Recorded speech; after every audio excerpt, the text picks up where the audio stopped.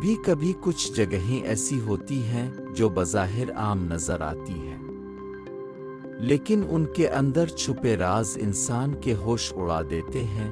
یہ کہانی ہے ایک نوجوان لڑکے احمد کی، جو ایک پرانے گھر میں کرائے پر رہنے آیا۔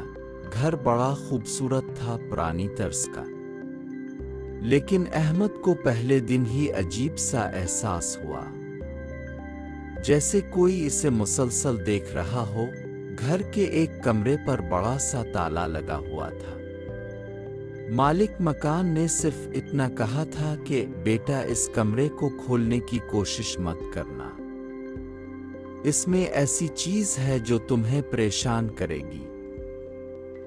احمد نے ہنس کر بات ٹال دی، لیکن انسان کی فطرت ہے، جس چیز سے روکا جائے وہی زیادہ تجسس پیدا کرتی ہے۔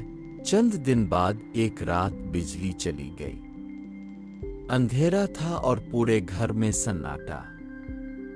احمد کے کمرے کے باہر سے قدموں کی آواز آئی، لیکن جب دروازہ کھولا تو وہاں کوئی نہ تھا۔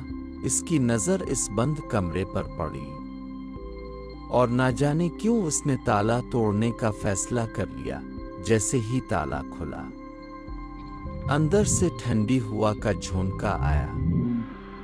کمرہ دھند سے بھرا ہوا تھا اور درمیان میں ایک پرانی کرسی رکھی تھی۔ کرسی پر ایک ڈائری پڑی تھی۔ احمد نے ڈائری کھولی اور پہلی ہی لائن پڑھ کر اس کا رنگ زرد پڑ گیا۔ ڈائری میں لکھا تھا، اگر تم یہ ڈائری پڑھ رہے ہو تو تمہاری موت قریب ہے۔ اچانک دروازہ زور سے بند ہو گیا۔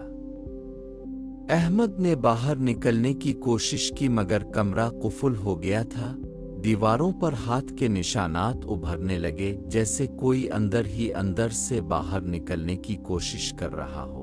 احمد کی چیخیں پورے گھر میں گونجنے لگے، لیکن باہر کوئی سننے والا نہ تھا۔